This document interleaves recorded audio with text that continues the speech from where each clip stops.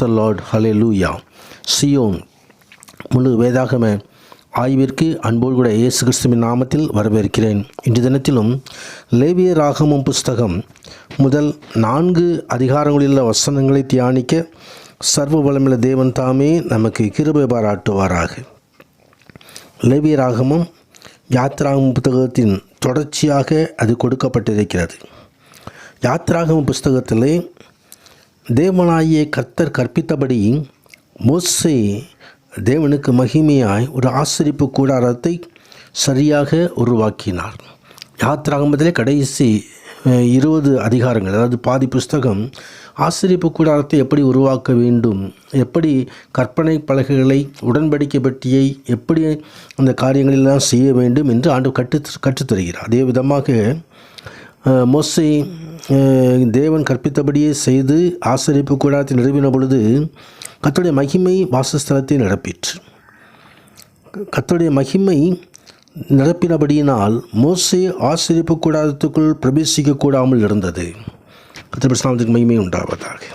ஆம், ஆசரிப்பு கூடாரத்துக்கு பிரவேசிக்க வேண்டுமானால் என்ன செய்ய வேண்டும் என்பதை லேவியராகமம் நமக்கு கற்றுத்தருகிறது.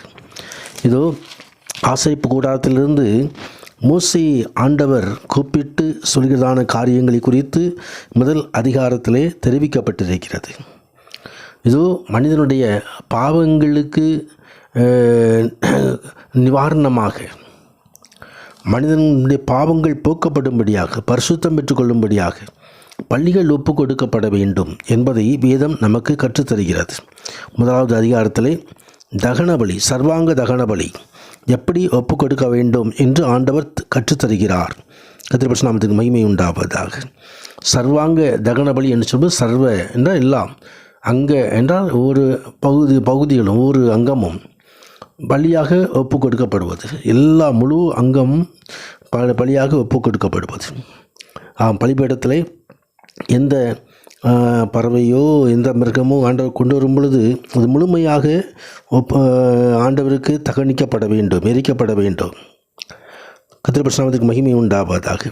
தகனபலி என்பதற்குரிய எபிரேயன் சொல்லின் பொருள் மேலே தேவனிடத்தில் எழும்பி செல்லுவது. தேவனுக்கென்று ஏறெடுக்கப்படும் உண்மையான ஆராதனைக்கு முழு அர்ப்பணிப்பு தேவை என்பதற்கு அடையாளமாக பலிகள் எரிக்கப்படுகிறது. அதே வேளையிலே பாவ மன்னிப்பு அதில் உட்பட்டது. தேவனை தொழுது கொள்கிறவர்கள் தங்களை தேவனுக்கு அர்ப்பணிக்க முன்னர் அவர்கள் பாவம் நீங்க கழுவி சுத்திகரிக்கப்பட வேண்டியது அவசியம். கர்த்தருக்கு மகிமை உண்டாவதாக.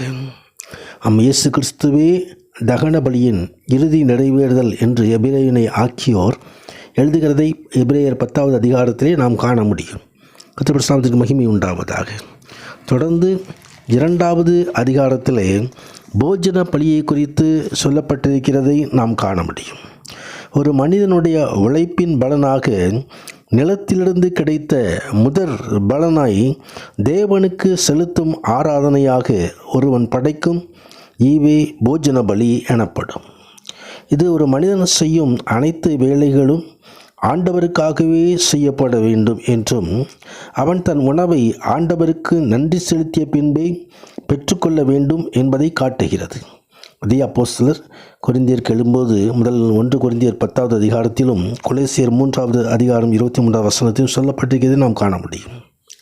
தொடர்ந்து 3வது அதிகாரத்திலே சமாதான பலி ஒப்பு கொடுக்கப்படுவதை குறித்து வேதம் தெரிவிக்கிறது. தேவனோடு உறவு கொள்ளவும் அவருக்கு நன்றி செலுத்தவும் அல்லது ஒரு பொருத்தனை செய்வதற்காகவும் சமாதான பலி தேவனுக்கு முன்பாக ஏறெடுக்கப்படுகிறது.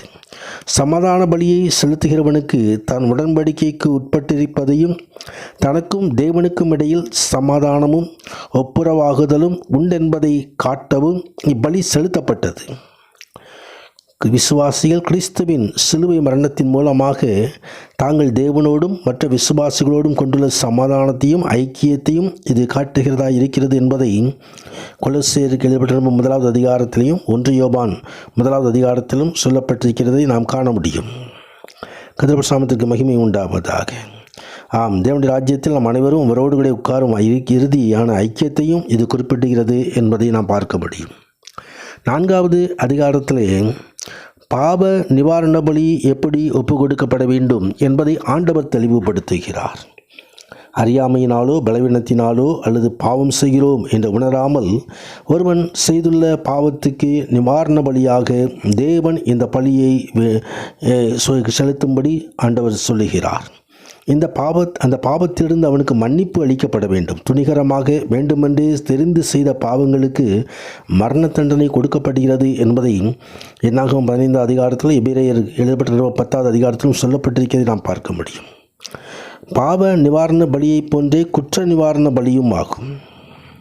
ஒருவன் மற்றொருவனை தாக்கி காயப்படுத்தியதாலோ அல்லது அதுபோன்ற வேறு பாவம் செய்ததாலோ குற்றவாளியாகிவிட்டால் அவனுக்காக குற்ற நிவாரண பலி செலுத்தப்பட வேண்டும் என்பதை 6வது அதிகாரத்திலே நாம் பார்க்க முடியும். கர்த்தருடைய நாமத்துக்கு மகிமை உண்டாவதாக. இப்படி பல பலிகள் செலுத்துவதை ஆண்டவர் நமக்கு காட்டுகிறார். இந்த ஆண்டவராய் கிறிஸ்துவே நமக்காக சிலுவையிலே பலியாக ஒப்பு கொடுத்திருக்கிறார். நாமும் கூட நமது சரீரத்தை ஜீவ பலியாக ஒப்பு கொடுக்க வேண்டும் என்று சொல்லி ரோமர் 12வது அதிகாரத்திலே 1வது 2வது அதிகார வசனங்களில் அப்போஸ்தலர் சொல்கிறதை படித்து பார்க்கிறோம்.